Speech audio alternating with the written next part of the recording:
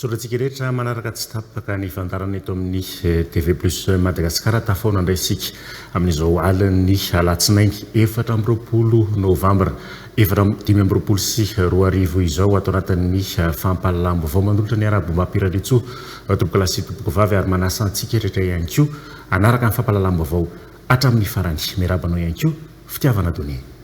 Miarabana ihany koa Mikandrem-Bolaza miarahaba tompoko vavy sy tompoko lahy no manasa antsika ampanajana anaraka ny fampahalalam-baovao hatramin'ny farany. Orositsika vetrany ary ny lohateny-baovao no laviny fitsarana indray ny fangatahana fahafahana vonjimaika napetraka irina Rakotomanga laza misolo vavazy fa tsy mitombona ny fiampangana satria raharam-barotra tsotra no itoriana azy fa tsy raharaha eloka be vava hafa. Ratsy nivokatra litsi tamin'ny taom-piotazana tamin'ity taon'ity ireo mpanangom-bokatra Thomas namidin'ireo mpanangom-bokatra amin'ny vidiny R1,000 hatramin'ny 500 ny iray garaba amin'ireo litsi tsy nalain'ny orinasa mpanondrana. Ao anatin'ny lohatenim-baovao izay hatrany mafisanandro ny fahatapahan'ny jiro ny jirama ao Toamasina amin'izao fotoana izao intelo hatramin'ny 4 isanandro izany fahatapahana izany ho ny fitaraina ny mponina any antoerana. Fa mangataka vavaka amin'ny iray aman-dreny ampanany filo mpanjakana kolonel Randrianirina Mikael fa tsy mora ny mahazo azy ireo amin'ny fitantanana ny firenena raha nambarana andritra ny fankalazana ny fa-93 taona ny Toby Bedesta Indy Ambohibaoko ny Sabotsy lasa teo. Vaovao ara-politika avy hatrany no isantarantsika ny fotoana amin'izao alina izao no lavy ny fitsarana indray ny fangatahana fahafahana vonjimaika napetraky Rina Rakotomanga. Milaza ny mpisolo vavazy fa tsy mitombona ny fiampangana satria raharam-barotra tsotra no itoriana azy fa tsy raharaha eloka be vava hafa ankehitriny. Miara-mitoetra amin'ireo voafonja rehetra Rina Rakotomanga tsy manana hevitra manokana ary mitohy hatrany ny fitsarana ny raharaha momba azy. Tsy mitombona ny fiampangana fa ezaka foana zany zay ny manam-porofo ny tsy mampitombona ny fiampangana. Rehefa tsy mitombona ny fiampangana dia nofonjaina amin'ny antony tsy mitombona ihany koa ny olona rovanay dia mbola nanam-porofo ihany koa zay tamin'ny fanohanana zany hoe ahoana sy ahoana avy ny tsy mampitombona zay fa tsy niova ny didy navoakan'ny fitsarana tsy niova ny fanapahan-kevitra zareo zany dia izay nefa ny raha mandinika raha idirana lalindalina kokoa nefa ny resaka ny raharaha dia tena raharaha somary raharam-barotra kokoa no azo lazaina hoe hoentina eny anivon'ny fitsarana misana miady amin'ny kolikoly. Dia fahitanay azy moa zany efa tena mivoana tanteraka amin'ny hoe ma-juridika judiciaire azy ny raharaha fa asa lasa mibahana kokoa ny resaka politika ka lasa fonjana tsy ara-drary ny olona rovanay. Hatreto aloha dia io ihany ny raharaha hitazomana ny olona rovanay any amin'ny fonjaina vonjimaika. Miaraka amin'ny sarababem-bahoaka moa zany olona azy zay ny azontsika lazana azy miisa 150 zareo no miray selula ao. Azo lazaina hoe tsy ao anatin'ny tsy fahasalamana izy fa tsy mitaraina izy mangina manaika an'izay didy sy izay fipetraky ny apetraky ny fitsarana anazy. Eo amin'ny lafiny toe-karena kosa indray ratsy nivokatra litsi tamin'ny taom-piotazana tamin'ity taona ity ao ireo mpanangom-bokatra ao Tomasina. misy ny vokatra saingy madinika izany raha noarina tamin'ireo vokatra teo aloha izy ireo misy amin'ireo orinasa mpanondrana araka izany no namerina ny vokatra ireo mpanangom-bokatra enjana araka izany sivana ataon'ireo orinasa mandray ny vokatra noho ny aratsy ny vokatra letisia ho iatrany ireo mpanangom-bokatra amidin'ireo mpanangom-bokatra ireo amin'ny vidiny 1000 hatramin'ny 540 ariary ny iray garaba amin'ireo letisia amin'izao fotoan'izao rehefa tsy nalainy orinasa mpanondrana antoka ny ankamaroany ireo mpanangom-bokatra raha ny fitarainan'izy ireo androany eo amin'ny micro ny Sonirina Patrika sy MSJK TV+ Tomasina. Andro faefatra amin'ny tompiotazany ny vokatra letisia ny eto Tomasina androany alatsinainy 4 Novambra mitaraina nefa ny ankamaroany ireo mpanangom-bokatra fa ratsy ny vokatra letisia tamin'ny tompiotazana 12 sy 20 ity na dia misy ny vokatra madinika ny vokatra letisia ka betsaka very tsy lasa vola rehefa tonga amin'ireo orinasa mpanondrana mampiana ny vidiny letisia amin'ireo mpanangom-bokatra ireo orinasa sasany mandray ny vokatra misy tsy mandray ary mampiverina ireo letisia noho ny kalitao ho an'ireo orinasa tsy mampidina ny vidiny ny fanarahana 50 ariary ny 1 kilao akana amin'ireo mpanangom-bokatra indray dia enitra izy ireo amin'ny sivany ary misy mitsy mampitombo ny kesika ny letisia ampiasain'izy ireo raha 20 kilao ny tokony kesika iray dia lasa 20 kilao hatramin'ny 15 kilao no kesika ampiasain'izy ireo hoy ireo mpanangom-bokatra maty antoka arak'izany ireo mpanangom-bokatra ary atahorana ho isy fiantraikany amin'ny vokatra makany ivelany ny faratsiny ny kalitao io ho hatrany ireo mpanangom-bokatra ny vokatra letisia be da be fa tsy haiko misy fifaniriana daty kely tsy fantako io anjaran'ny teknisianantsika malagasy nanao anazy dia nisy fiantraikany amin'ilay haben'ilay vokatra ny habeny zany atao hoe somary tsy tena norme dia nahabetsaka ny atao hoe décès zay nataon'ny mpanondrana zay nefa fatiantoka ho an'ny mpanangom-bokatra fa raha be ny décès kely ny vokatra azahoana vola nisy fiantraikany be zay taminay aminay mpanangom-bokatra ny daty zany tokony tena asina tena hoe fahamatorana tsara eo amin'ilay daty mba atsara ny vokatra zay ahondratsika mety misy fiantraikany eo amin'ilay qualité-tsika qualité-na vokatra zany zay zavatra zay eo amin'ny fanondranana iraisam-pirenena indrindrandrindra amidin'ireo mpanangom-bokatra amin'ny vidiny 10 ariary hatramin'ny 510 ariary ny letisia iray garaba zay tsy nalaina ireo orinasa mpanondrana ka amidin'ireo mpivarotra 20 ariary hatramin'ny 30 ariary ny iray garaba 20 ariary hatramin'ny 30 ariary kosa ny kilao ny letisia mbola amin'ny taony amidy eny amin'ny tsena eto Tomasina ankehitriny ratsaivina dia nanainga androany alatsinainy 4 Novambra ny sambo faharoa mitondra ny vokatra letisia avy eto Tomasina ho an'ny Rosia letisia milanja 700 taona no entiny raha toka nanainga omaly alahady 13 Novambra ny sambo voalohany nitondra ny vokatra letisia ho an'ny Eropa zay nitondra letisia 700 taona ary sambo fahatelo farany hitondra vokatra letisia 170 taona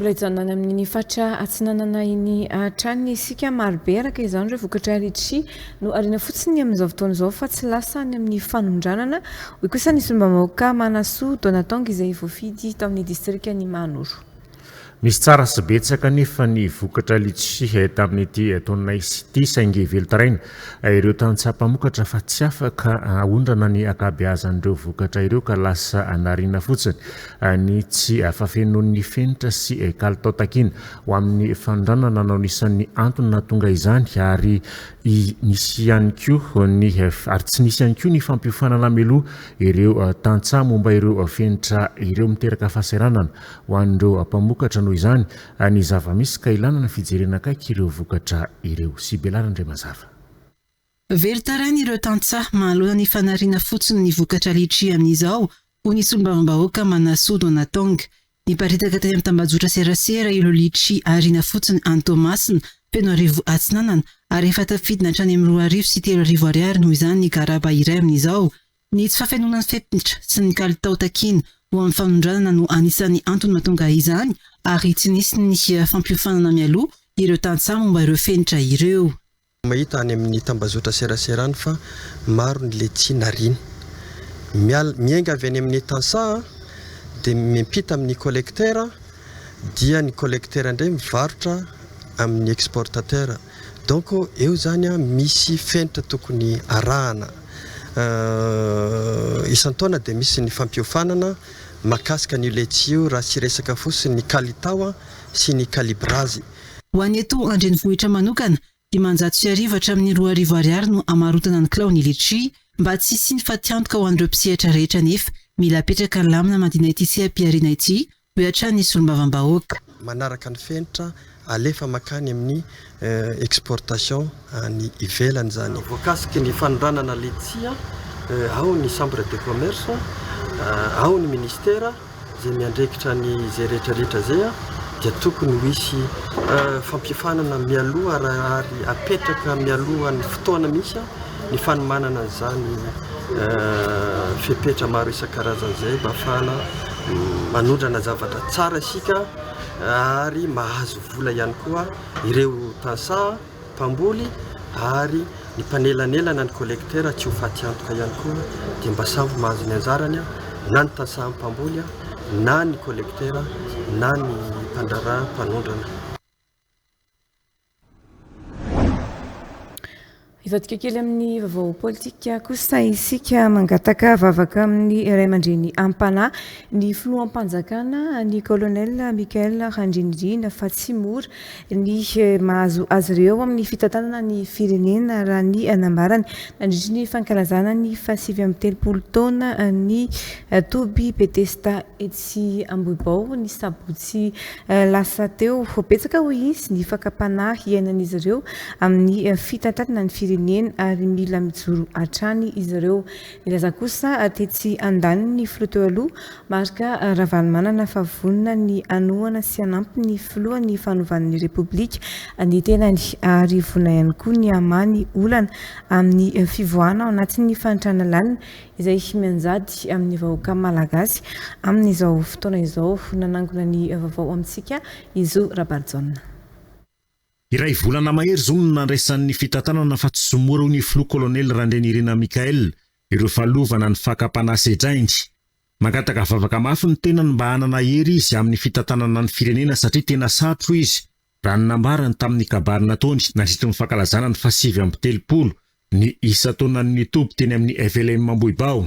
Mangataka vavaka manokana aminareo mpiandry aho ho an'ny firenena. Vavao an'ny firenena.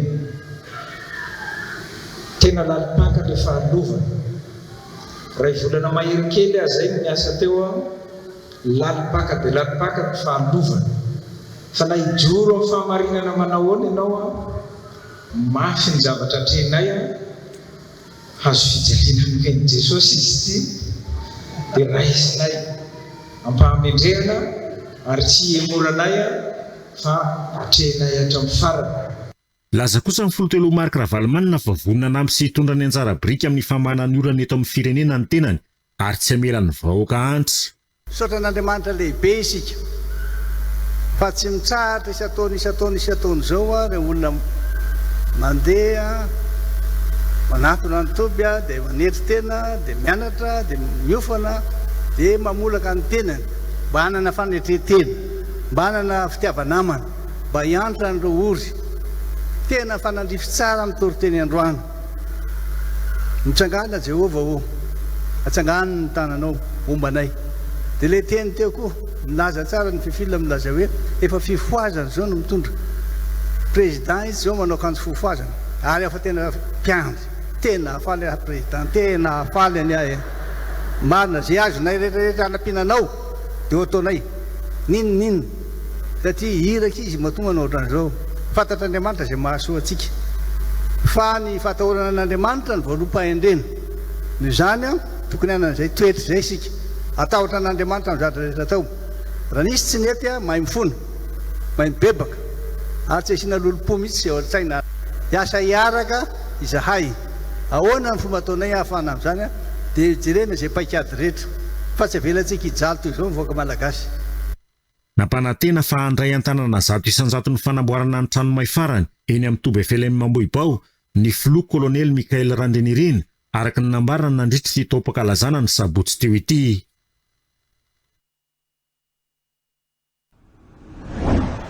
Vaovao Tomasina kosa isika amin'ity vaovao manaraka ity mihamafy isan'andro ny fatapahan'ny jiron'ny jirama ao Tomasina ankehitriny intelo hatramin'ny 14 isan'andro ny fatapahana miteraka afaty antoka maro amin'ireo olona mampiasa jiro amin'ny asa taony amin'ny andavanandro ny fatapahan'ny jiron'ny jirama io raha ny fitarainan'ny mponina jiro mponina ao Tomasina ihany no mahita sy matsikaritra ny olan'ny fatapahan'ny jiro ao Tomasina fa hatramin'ireo vahiny mandalo ihany koa. Mampita ny vaovao TV+ Tomasina.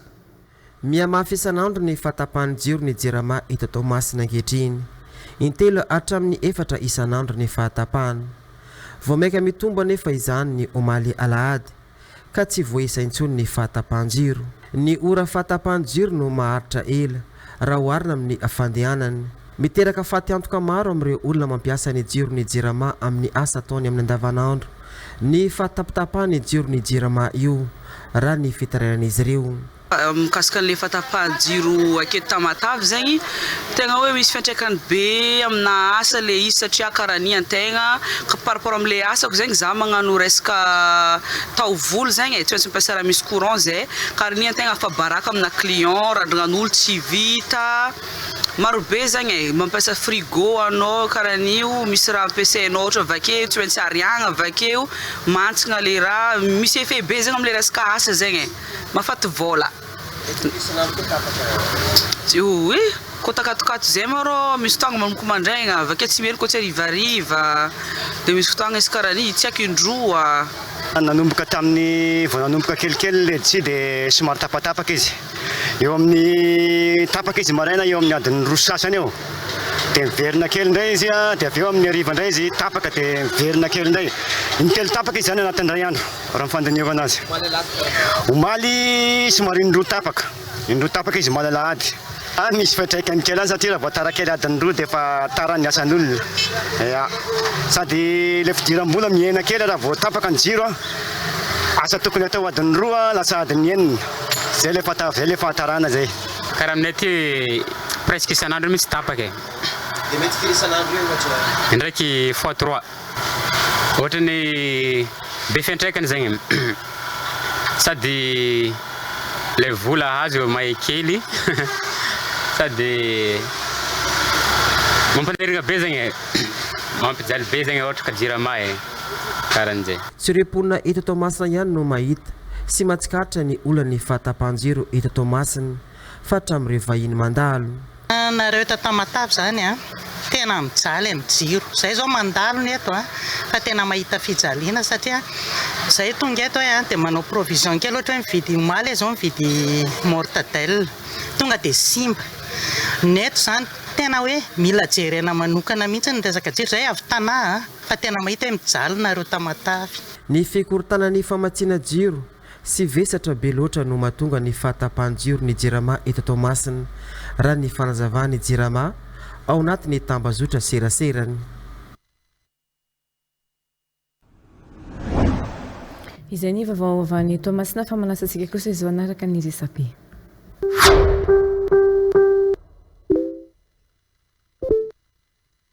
Ny pejy posy besta mampafantatra zay taksara solonjonina nametraka plainteny anivon'ny cybercriminalité makasika ny resaka miparitaka ato amin'ny Facebook navoaka ny Saintia fa manafina ny 9 andria tsy toainany an-trano ny tenany no mariany tao anatin'ny rantina taony ora vitsilasa zay hoe fa iza moa no anafina olona any an-tranoko fa inona moa ny dirako amin'ny 9 andria tsy toainy. Ny pejy La Chasse Info mampafantatra fontsaina tsy ara-drary ny Irina Rakotomanga hoe ny mpisolo vava azy tsy misy mitombona ny fiampangana azy ary efa miezaka manaprofony tsy mamitombona azy izahay fa tsy noraisina efa tsy manaraka ny lalàna koa fa efa ara-politika no anenjehana azy ho ihany ny mpisolo vava azy. Nanambara kosa ny ministra ny fitsarana fa ny Irsoerinaivo fa fanodiko donam-bola mpanjakana sy fanapara-pahefana no vesatra hiampangana azy. Ny pejy zanaky mananjary vatovavy mampafantatra asandalo tao ambany vohitry mananjary momba ny fitrandrana volamena. Fanafiana Sinoupy trandraka volamena.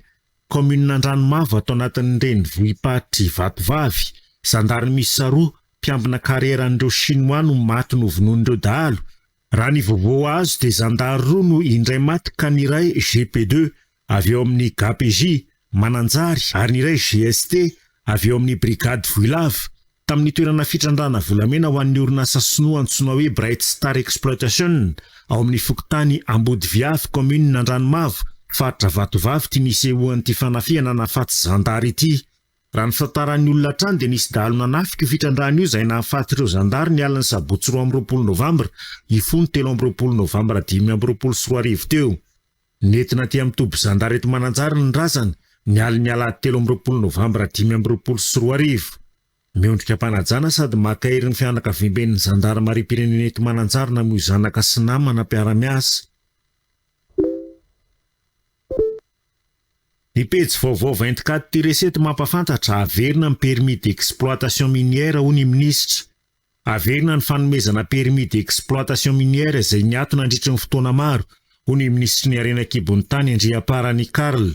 Tokony nisy tamberina ndraikitra sy tamberimidy ho an'ireo mponina misy ny faritry ny fitrandrahana ihany zany ary anatin'ny fitantanana mangarahara hoy izy. Ambarany fa tsy maintsy isy ny fanaraha-maso entitra edina amin'ny kolikoly ka ireo mafeny fepetra sy ara-dalàna ihany no isitraka izany. Ny pejy vaovao 24 ty resety mampafantatra iverina amin'ny asan'ny VTC. Namoaka noty ny orinasa VTC fa iverina amin'ny asany indray taorian'ny tsara nandritra ny volana maromaro. Ny orinasa ao amin'ny vondrona Itec Group izay efa niverina ny sokatra fa ny VTC kosa no izao iverina noho ny asan'izao.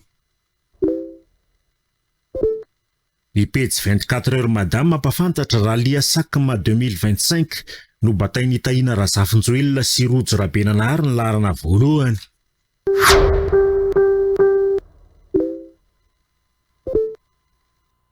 Otoisika nary ny fampahalalam-baovao efa manomboka tongeny antsena eto an-drenivohitra ireo entana nafarana namarihana ny fety Noely sy ny farantaona amin'izao fotoan'izao.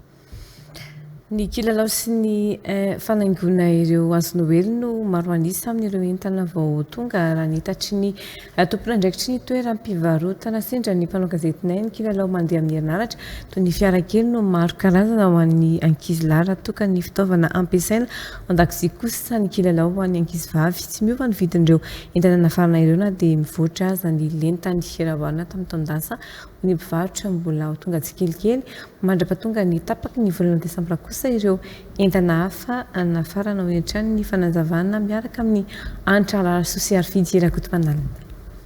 Volana maromaro mialoha ny atongavany fety no efa mandeha ny fanafarana entana avy any ivelany atrehana ny fety raha ny nambarany mpivarotra.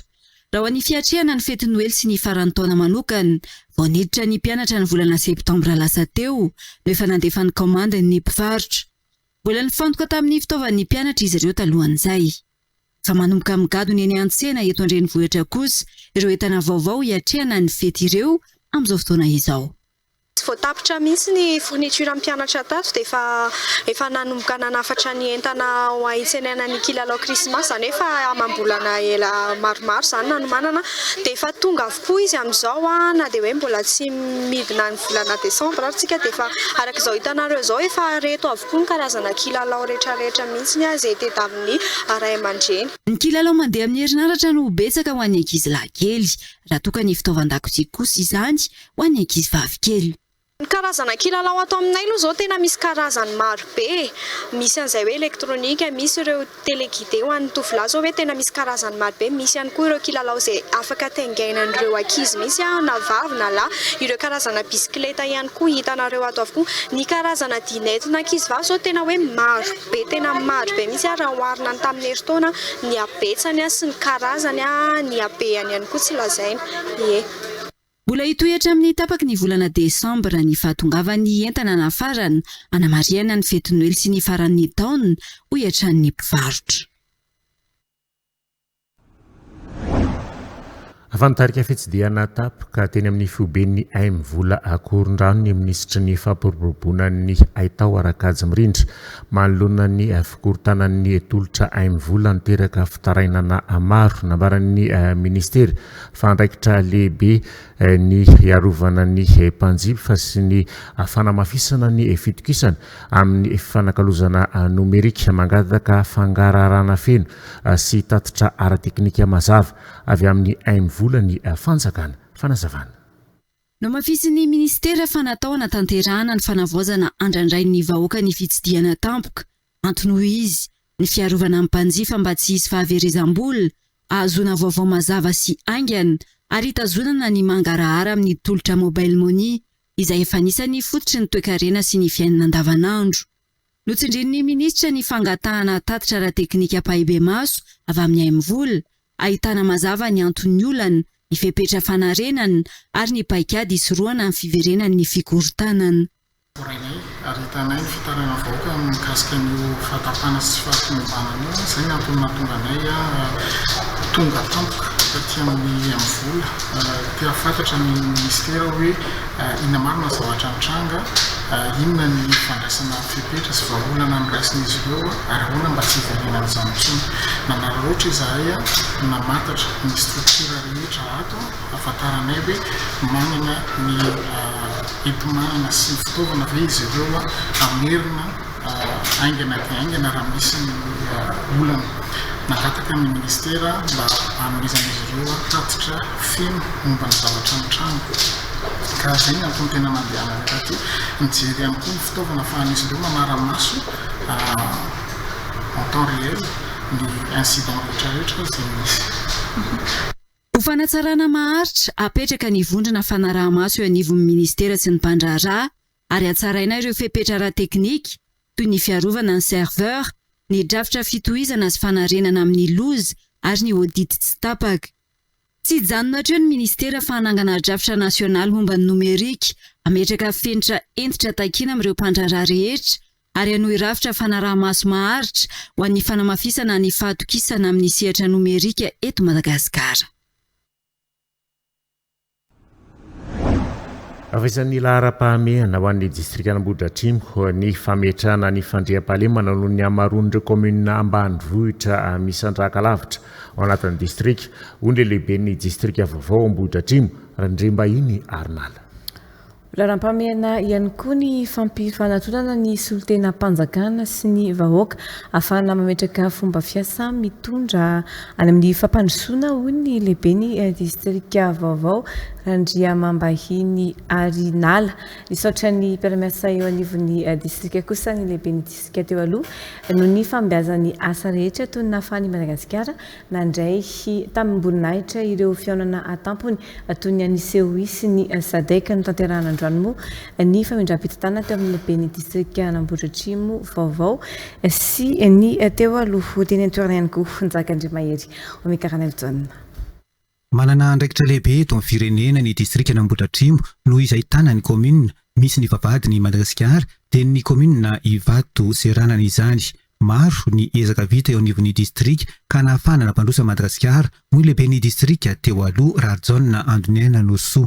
Isan'ny asa mafy natrehan'ny distrika Ambohidratrimo ny sehatry ny fandriam-pahalemana ny fandraisana ireo fihaonana an-tampo ny raisam-pirenena COI sy ny SADC. Mitondra teny fankasitrahana fankatelemana feno antsika rehetra mpiara-miasa tao anatin'izay telo taona sy roa volana izay satria dia nanana ny fahombiazana tanteraka isika, nanana ny fifandraisana sy ny fifamatorana na totosana somatsara izay asa mpanjakana izay. Ny fisolotena mpanjakana dia tanteraka sy tafita somatsara, ny politika ankapobeny fanjakana dia totosa amin'ny atsakany sy andavany taty anivon'ny distrikta Ambohidratrimo izay narahantsika nanatanteraka izay. Isan'ny lahara-pahamehana ho an'ny lehiben'ny distrika vaovao eo anivon'ny distrika Ambohidratrimo ny fametrahana ny fandriam-pahalemana noho ny hamaroan'ny ireo komuna ambanivohitra misandrahaka lavitra ao anatin'ny distrika.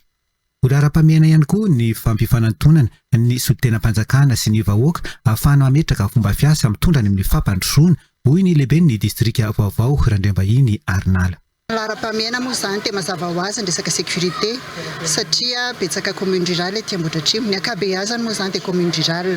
Faharoa manarak'izay dia ny vinan'ny fitondrana moa dia ny fanakekesana kokoa ny vahoaka dia fanatsarana an'izay fandraisana ny vahoaka izay ety amin'ny distrikta Ambohidratrimo ho amin'ny sapan-draharaha rehetra zany no imasoana izao dia vonona anatanteraka ny asa ankitso-po tsy andrarak'ilombiandoha dia ezaka izahay anome tsara rehetra ty aminay na izany ary mpiasa mpanjakana rehetra sy ny olom-boafidy rehetra ty amin'ny distrikta Ambohidratrimo. Tanterana androany maraina ny famindram-pitantanana teo amin'ny randram-bahiny Arnal lehibe ny distrikta Ambohidratrimo vaovao sy Rarjaona Andoniaina Noso lehibe ny distrikta teo aloha izay nitondra ny distrikta Ambohidratrimo nandritra ny 3 taona sy 2 volana. Vaovao nisongadina tamin'ity androany ity ihany koa ny trangateny Tsimbazaza nilanja sora-baventy indray androany ireo mpiasan'ny fahasalamana Hanova. Atsafa-po tamin'ny famalinan'ny fitakian'izy ireo mpiasan'ny fahasalamana satria 900 ihany no voafaritra ao ampina amin'ny poste budgétaire ho an'ny ministeran'ny fahasalamam-bahoaka ao anatin'ny teti-bolam-panjakana 420 mitakiny ampiakarana izany ho 540 ny mpiasan'ny fahasalamana ka miasa nilaza ny tsy anaiky hatramin'ny faran'izy ireo raha olanina ny teti-bolam-panjakana 420 dia tokony isy fivoriana tsy ara-potoana indray anovana izany. Sy belarandre mazava sy fetrany mananjara. Na dia efa nisy aza ny fampiresana natao tsy namaly ny fangatahany PSH na ny mpiasan'ny fahasalamana Anova ny teti-bola ho an'ny fahasalamana anatin'ny LFI 420 ho izy ireo tsy poste budgétaire 500 no fangatahana fa 7 alina ny tokony mpiasa afaka misana ny fahasalamana raha tsy misy afa-tsy 2 alina monja izany amin'izao.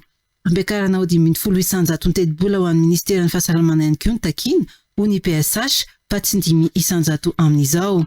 Raha ny kady sy ny toromarika navoaka ny OMS ihany koa izay tafiditra anatin'ny drafitra anaty fampandrosoana lafy ny fahasalamana ampiasan'ny fahasalamana 30 no atao ikarakara olona ray alina mbola vao 2 alina monja nefa neto Madagasikara amin'izao. Ny poste budgétaire tsy afa-po zay amin'izany satria teti-bola manontolo ny tiana iakarina mba hafana ohatrany hoe manampy ny fampitaovana any amin'ny hôpitaly mafana mikarakara ny resaka service karazany amin'ny fiarovana ny valinaretina isan-karazany afana manatsara ny fotodrafitrasa ka tsy poste budgétaire 500 no avalin'ny fitakiana zay nataonay dia zay mahatonga any amin'ny veriny eto amin'ny assemblée nationale amin'izao fotoana zao amerina hitaky amin'izary andray hoe zareo tsy ampy anay le piditra poste budgétaire fotsiny fa ampiakatra an'le teti-bola ho 500 zay ny tanjonay atao amin'ny PSH. Tsy tokony atao ambanin-javatra tahaka izao ny sehatra ny fahasalamana ho iatran'izy ireo. Ny sehatra hafa nanao fitakiana novaliana avokoa fa rehefa fahasalamana dia atao akilabao hatrany ho ny PSH. Fanabeazana zao ny takry zareo dia nomena fa ny atao amin'ny fahasalamana tena tsorona aminareo fa ny fahasalamana dia ny voalokarena vao mbola torotoronina ny ankibony zazakely dia fa manao intervention ny mpiasan'ny fahasalamana amin'ny CPN mandra-kantitra mandra-piala ny fofonaina mandra-pidirana ampasana dia mbola manao intervention ny mpiasan'ny fahasalamana manao formule azareo donc ny fahasalamana no voalohany mihitsy raha ohatra ka mieritreritra fampandrosoana antsika izy ny secteur social tena hoe tokony ho jerena manokana zay. Niverina teny amin'ny antemberam-pirenena ny PSH androany milaza ny tsy anaikitra amin'ny farany izy ireo ka raha olanina ny LFI 420 dia tokony isy fivoriana tsy ara-potoana indray anovana izany.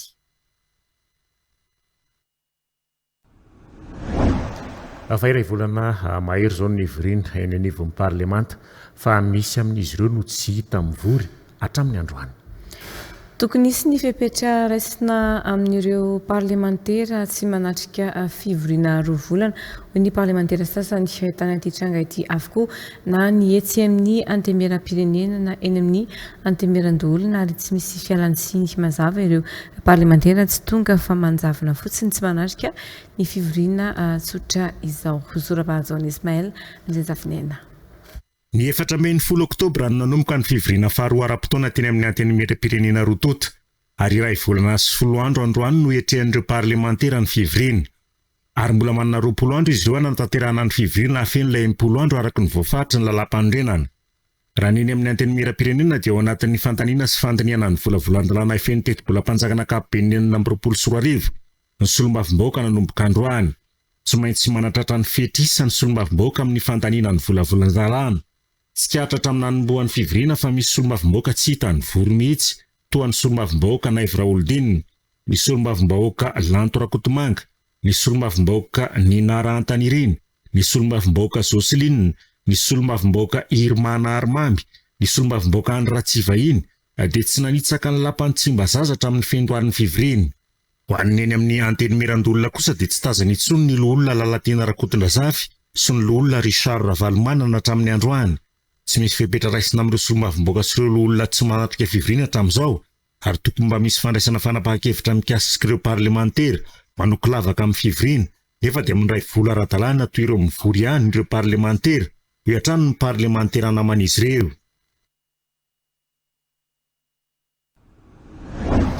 Rasantsika naraka ny tapatapam-baovao.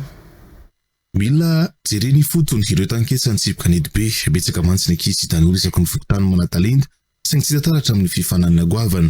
Tokony averina ihany koa ny seksiona mba tsy siny disadisa sao io raha afaka andriatsiferana zay fampisehatra ny taonany maro tao anatin'ny taranja ity. Matetika ihany koa dia lasa averan-javona ny ezaka ataon'ireo mpanankarama mercenaire rehefa miatrika fifaninanana satria tsy voafantana hiatrika fifaninanana ny ivelana izy ireo. Noho izany indrindra no tokony amirenana ny hoe izy tompon-daka ny fifanana nasionaly no misolo tena ny malagasy akoatra ny fiadina ny tompon-daka maneran-tany. Ny fina moa zany ny sikotra andreo tanketsa fitrandranan-dreny ny tena base voalohany. Eo ihany koa ilay tombotsoa ho an'ireo boss na atao hoe le patron manakarama andreo mercenaire ireo ary ny club ireo sortie international rehetra akoatra ny championnat du monde ireo dia hoezahana mafy dia mafy mba izay mahazo ny titre national no andeha amin'izany. Manarak'izay ihany koa efa hitantsika moa zany fa tsy nisy aloha section teto amin'ity pétanque ity, anisan'ny vinapelana izay fananganana ny section amin'ny pétanque izay. Mirongatra eny anivon'ny fiarahamonina amin'izao fotoana izao ny erisetra menjady amin'ny vehivavy ho ny filohan'ny filan-kevitra nasionaly ny vehivavy eto Madagasikara na ny CNFM. Mbola vitsy anefa no samy tory tonga hatrany amin'ny fitsarana ho ny filohan'ny CNFM. Mbola ny 400 iaran'ny erisetra ihany no samy tory raha ny antotanisa ho ny filoha nasionaly ny CNFM. Ho fanamafisana ny ady amin'ny erisetra menjady amin'ny vehivavy hanomboka raha mpitso 20 Novambra ka hatramin'ny 10 Desambra ho avy izao. Nenina ambin'ny 10 andro natokana namafisana ity ady amin'ny erisetra ity. Ny ministeran'ny mponina sy ny firaisankina no mitarika ity hetsika ity fa mpiara-miombona antoka maro no miara-misalamy ny fanantanterahana azy. Tsy vitan'ny ara-batana na ara-panana fotsiny ny erisetra fa mifaratrany amin'ny fahafatesana mihitsy izany hoe fanitsana tanteraka ny zon'ny vehivavy ka tsy azo ekena velivelo ny filohan'ny CNFM. Izany mahatonga ny CNFM ho isan'ny mandray anjara mavitrika ao anatin'ny hetsika ho ny filohany. Zay zany no tena amafisina anatin'izao 90 andro zao hoe eo le fasahina mitoroka, eo koa le fitaizana ny lehilahy surtout hoe tsy tokony manao erisetra amin'ny vehivavy na any amin'ny ankizivavy satria sarobidy ny vatan'le olona ka raha zavatra tsy sitrapony tsy tokony atao aminy. Eo koa ny fanentanana koa ireo le mpanentana isan-karazany, eo koa ny any amin'ny brigade féminine de proximité mba manentana ny olona koa ny vehivavy rehefa misy arany erisetra nareo manatona, rehefa mila conseil nareo manatona, dia ohatr'izay koa ny any amin'ny fitsarana hoe mba mampiseho koa le fisokafana hoe manatona aterotiny demande ny plainte azafady indrindra dia hoe tokony amoraina araka ny teninao teo hoe izao ny procédure. Raha ohatra ka hoe miarany erisetra le olona dia tokony misy information mazava hoe reto avy ny ataony ahafahany manatra an'ilay fitarainana ahafahany mitoro. Mbola sarotrarotra hoy ireo tranombarotra eto an-drenivohitra ny fanentanana ny olona indray anjifa indrindra taorian'ny ireny krizy andalovan'ny firenena ireny izay niteraka aiai sy fitandremana amin'ny fandaniana isan-karazany ao an-tokantrano. Miezaka araka izany ireo tranombarotra eto an-drenivohitra manomana ny hetsika manokana izy toa manampanjifa amin'ny alalan'ny fanomezana fianam-bidy toy ny fomba fanao amin'ny firenena tandrefana rehefa ankatoky ny fety toy izao. Isan'izany ny hetsika black na mainty toy ny Black Friday na zoma mainty na ny Black Week na ny herinandro mainty. Hetsika efa manomboka fantatry ny mpanjifa indrindra ny tanora. Promotion semaine fihenam-bidy amin'ny herinandro anankiray zay fa fatarako nisy Black Week 70% izy zao ny mois 70. Na eo aza izay fahasairana izay tokantrano amin'izao dia manantena trany ny akaran'ny fanjifana ireo tranom-barotra amin'ny fimanana ny fety ny farantaona izao. Efa miaino anatin'ny fanomanana ny fety Noely sy farantaona ireo tranom-barotra eto an-drenivohitra. Iray volana katroka tsy hatongavana amin'ny fetin'ny Noely. Raha ny fanafarana entana avy any ivelany efa hita taratra izany toy ny fitafiana filanonana, ny kilalao ho an'ny ankizy, ny karazan-tsakafo isan-karazany. Efa mipetraka ihany koa ny haingo manokana entina andravahana ireo tranom-barotra ka anehoana izay fetin'ny Noely sy ny farany taona izay.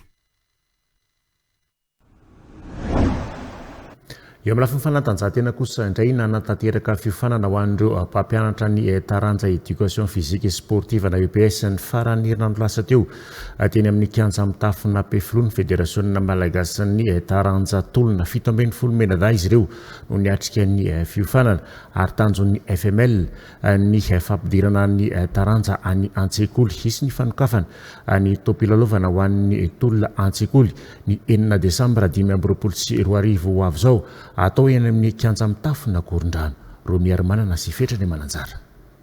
Abvilano tafiditra ao anatin'ny fandaram-potoana ireo mpampianatra EPS na éducation physique sportive an-daranjatolona manoko izao noho izany indrindra no nisy ny fampiofanana nataon'ny Fédération ny daranjatolona ho an'ireo mpampianatra EPS teny amin'ny kianja mitafina Pefloa ny farany herinandro teo 17 menada izy ireo no niatrika ny andiany faharoa ity. Zay ambany fitarihany Andriamatora Kodjona Emile Pandrindra avy amin'ny Nalamanga sy Maître Randria Miarso Samba mampiofana avy amin'ny Fédération izay natrehany ireo mpanazatra nasionaly ihany koa tanjona ny ampita azy ireo ny fahalalana ankapobeny tokony ho fantatra ao anatin'ity taranja ity. Objectif tamin'ity fampifanana ity dia ny fampitana ny charrier ny technique, règle de sécurité ary ny valeur fondamentale ny discipline toy ny respect, maîtrise de soi, esprit d'équipe ary ny confiance en soi.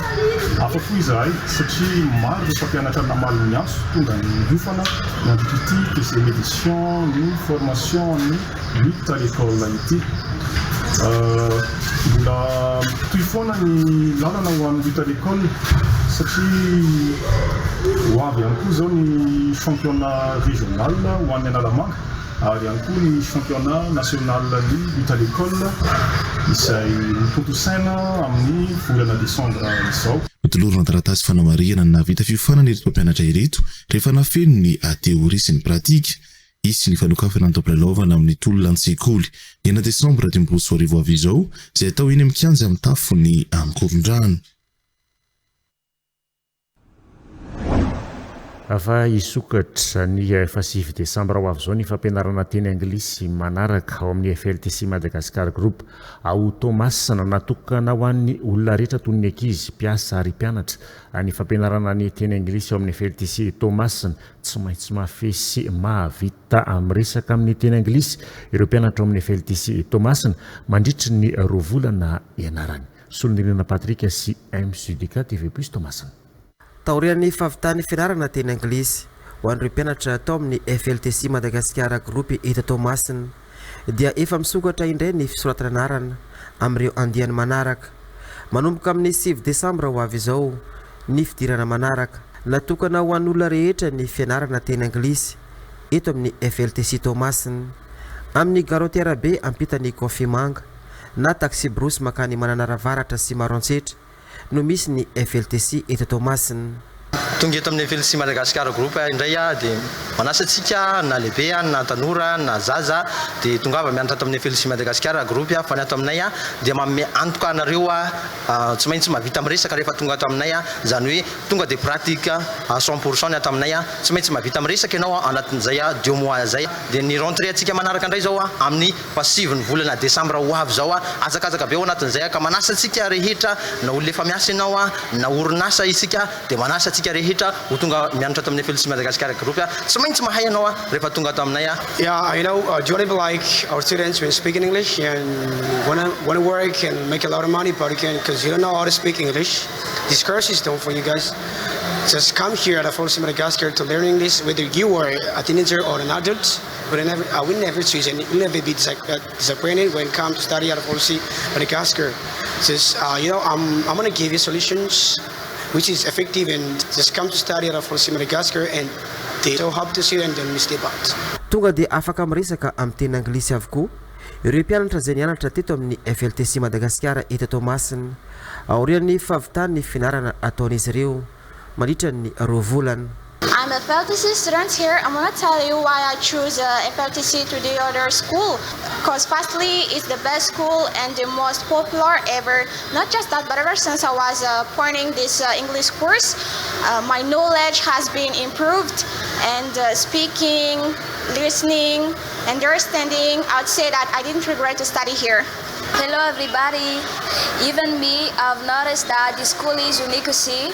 The way of learning here is different and it's good and fit for those for you who's in the rush to be good in English. Hello everybody. I've got the message for you. There is no place like home. What I mean is, don't miss the boat for the last vague at the end of this year, because it's a real opportunity for you. Don't worry, because the teachers are fine and qualified. They can help you to master this English in a few times. Fandarana demokrasia mivantana ny ompanabetsaka tamin'ny resaka politika sy ny jirama ny fanehoan-kevitra samihafa ireo mpisehatra tao anatin'ny fandarana tamin'izao fiandohan'ny herinandro izao arahantsika. Demokrasia mivantana. Fandarana mivantana amin'ny Radio Plus 100.2 FM. Isanandro amin'ny sivy sy sasany maraina. Monsieur Yvon Talatamati, mila ovaina ny androm-panjakana raha tena hitondra fanavaozana marina ny mpitondra ankehitriny. Ohatra ny efa mandeha any amin'ny tsy le fitondrana fanavaozana ity ohatra ndrareo fihetsehana sy hirahira nataony zareo nandrehan-tampony reny angeka hafahafa ny fanavaozana tsara an'io dia ovay daholo androm-panjakana reo na gouvernement ny afesesinaty vai olona mbola tsy voateniteny tamindreo le fitondrana teo aloha mihitsy sy ny politika nataon'ireo teo aloha ny fitondrana teo aloha rehetra tetandreo aka na aloha vahoaka daholo naoka vahoaka tamin'izao. Demokrasia mivantana. Monsieur Zeva Vanimbohida, fanongana mpanjakana nisy teto amintsika toy ny tamin'ireo tranga teo aloha ihany. Zay teny tsisy zany coup de libération zany ka ngai eto ambony tany dia ta foana ny fiantsonan'io mitovy amin'ny 2009 tsika zao samy nalaina tena andala-be taminy zavatra io io moa lany eo le tena mihitsy raha tiako lazay afaka miteny ve nijanizayda zao afaka nakena andala-be nijanizayda tamin'ny 15 novembre fitsiketsehana. Demokrasia mivantana. Madame Rovamboy Mangakely, fampandehanan-draharaha mitarika makany amin'ny fifidianana no andrasana amin'ny mpitondra ankehitriny. Io olona lavitra, zay zany ahy efa fonvy. Na anao io, na tsy anao mitandrony ilaina amin'io dia alefa sotony io le faire courante. Dia hoana to any amin'ny fifidianana ny vahoaka. Rehefa any amin'ny fifidianana misy olona ana tapetraka amin'ny programmany ao, fa tsy olona mpandagy avela mpampiresaka vazaka feky. Ana tapetraka programmany dia any zay ny grevy amin'izay zay ka tsy matapetraka amin'ny teniny koa izay olona lanim-bahoaka eo fanenakeo azy avaky loha amin'izany. Izaka vena ambin'ny folo taona mbola mitomany herintaona indray amin'ny herintaona fa lamiko ny délestage ny olona volana tampotampoka tsy nanao propagande tsy nanao inona niterenao aman'olona anao. Demokrasia mivantana. Fandarana mivantana amin'ny Radio Plus 100.2 FM. Isanandro amin'ny sivy sy sasany maraina. Fa mbola mipetraka olana trany hatramin'izao ny olany fatapahan-jiro eto Madagasikara. Vaolana atolotry ny asa Madagasikara ny mipaliky hafahana ny malagasy misitraka ahazavana amin'ny andavanandrony mba hisitrahan'ny malagasy rehetra marena nanosy ity vokatra ity dia isy ny fiarahamiasa nataon'ny mipalika sy ny postra malagasy ihany koa anamorana ny fahazon'ny olona tsirairay na orinasa misitraka ity vokatra ity. Roa miaro manana sy fetrany mananjara. Mbola olana sedraina hatrany eto Madagasikara ny fahatapahan-jiro saika miankina amin'io avokoa nefa ny asa mandraharaha ny tsirairay raha ny fanazavana. Noho izany indrindra no nahatonga ny asa Madagasikara amin'ny alalan'ny embalika manao tolotra hazavana avy amin'ny herin'ny masoandro anrehetra mba ahafahany tokantrano maro isitraka izany fa dia nisy ny fiaramiasan'izy ireo amin'ny postra finansa malagasy amin'ny fanamorana dia fampindramam-bola ho an'ireo malagasy rehetra liana sy tia azy izany angovo azo avy amin'ny masoandro izany. Androany dia natao zao fiaramiasa eo amin'ny balika sy ny postra finansa zao ho fanambarana ny hery sy ny traikefanay tsirairay avy ao anatin'ny vina mitovy sy ombonana ho fandraisana anjara ny fampatroana ny Madagasikara. Ahafahantsika manova sy manatsara ny fiainana isan-tokantrano ka ho tanteraka ilay teny filamatra izay napetraka hoe mamiratra no avy dia amin'ny alalan'ny vondrona action sy asa Madagasikara no isaorako ny poste finance amin'ny ezaka rehetra izay atao sy ny fahavitriany eo anilanay.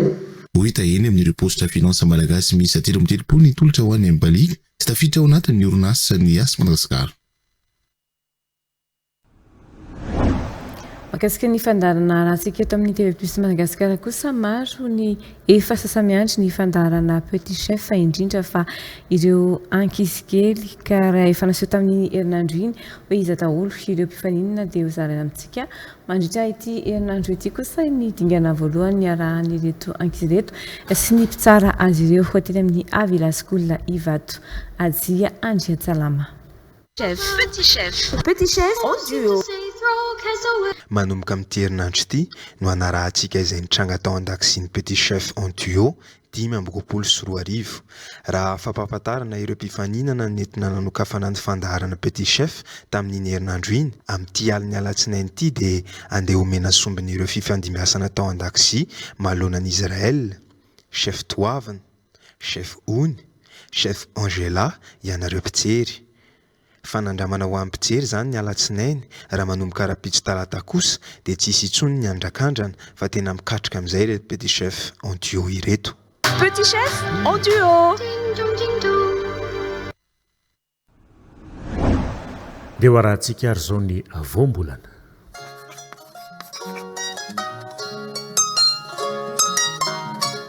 Toy izao indray ny voambolana ianarantsika mizatra no mampiasa azy. Azo fi. Ny hevitry ny hoe azo fi dia azo tsiro, izany hoe matsiro na koa hoe mankafy tsiro. Madika ny heviny koa ny hoe mahazo fahafinaretana. Amin'ny teny frantsay ny andikana azy dia hoe délicieux na koa hoe avec plaisir. Voambolana izay azo ampiasaina amin'ny andavanandro ohatra ao anatin'ity fehezanteny manaraka ity.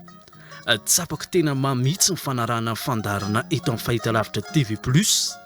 Azo fiheri manaraka izany isan'andro na koa hoe afa ihany ny Radio Plus. Azo fiheri rehefa mandreny iran'ny fahazazana sy ny fahatanorana.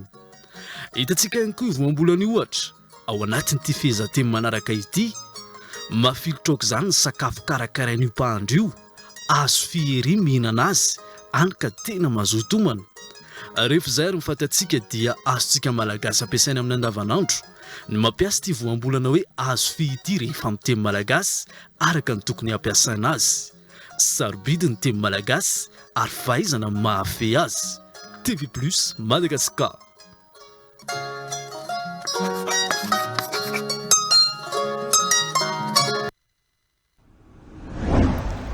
Manasantsika ary zao anaraka ny eo ara hoe. Wow, Choco. Rosé sucré, Choco Burst, comme sexe nature. Quel sera votre préféré? Fabriqué avec fierté à Madagascar. NutriFood, mangez bien, mangez sain. Sini. Orange, Ewanilano. Nulchawana.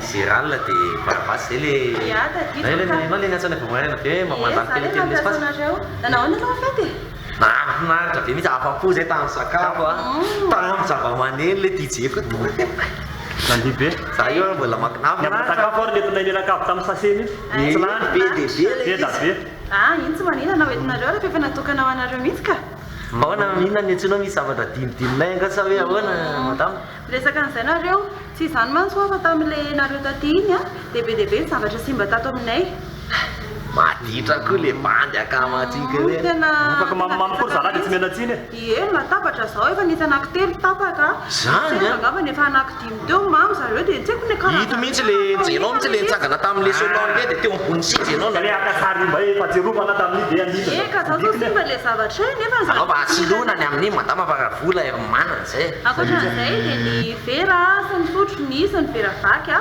dia ny sotro sy ny fourchette tsipta daholo ny akamarony zany mbola nisy nitondra koa zany sao dia lasa any amin'ny kitapo doraka tonga dia pahenany anazy isao daholo madama dia pahenany bandy akamanao ray mihitsy ny ohatran'ny tatile kitapo ty tsy dia tena dia tena resabola loatra fa le fanajana sy le toetsaina teneniko anao fa io trano io zao vao avy sasana iray manontolo mihitsy reny raha zao mbola misy mandomando fa tena korotana sady loto miparitaka varomasaka miparitaka toka miparitaka nisy mipipita eny amin'ny sisin'ny tranonay teny iry mpiasa amin'ny madama to dia mipahena daholo ny isan'ny mpiasa amin'ny madama amizay tsy vita ny resabola fotsiny angely dia akamanay ao matiditra rehefa mamamy dia mipipipi eny amin'ny sisisiny eny tralava fa tokony ampianarinareo io zay misy WC manana WC ange zay aka dia tokony hoe nandeha tany na dia hoe mamitakinina raha fa olombelona ange manadio an'le trano e sy dia resaka biso atao dia bahiora anaty adoha andeha matsika kometikiana amizay tsy le vola ho any olany fa mba tokony mba hajainareo kosa le toerana ka le namana tonga nday mamamamy dia marina ihana zao ao anatiny ao ohatra misy porta fa misy volo ana io zany etsikenjenao ka zany atsidignao ty le izy anareo tsy mangalatra dia ohatra ny telefona koa raha tsy diso ana mihitsy zany fa mina tsy maka koa ny tena letsoko anareo fa nahizana zany raha mba mieritsereta ihany manatraka hoe rehefa mankaty tran'olona dia mba hajaina le izy marina hoe mandoha volanareo a fa nahizany arany zay tena manaty zay eo lefolebozova sy nda tia fanorony zay tsy voavidy vola ny fanajana sy ny fahalalam-pomba arao ny laminy efa napetraka coupé dans la boîte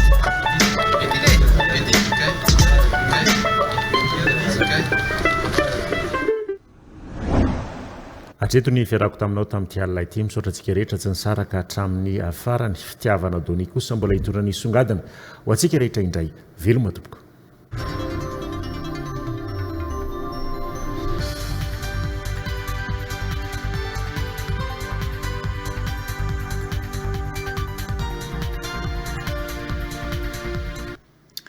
tonga amin'ny fotoanany songadina indray isika amin'izao alina izao nangataka ny sy ny zara mitovy sy aradrariny amin'ny famatsim-bola eo misehatra ny sidina nabakabaka aty Afrika i Madagasikara nandritry ny andiany faha-enina amby fitopolo ny fivorian'ny komity ministera apikambana eo anivon'ny antokondra raha misana ny fifamoivoizana nabakabaka aty Afrika na asekina tany Dakar fotoana nametrahana ireo drafitra hitondrana ny tondrozotra ho an'ny raha fipitaterana nabakabaka moderna sy azo antoka ary maleo tena manerina ny Afrika no ivony ity fivoriam-be ity nitarika ny délégation malagasy tany an-toerana ministry ny fitaterana sy ny famantarana ny toetry ny andro Eliza Herman.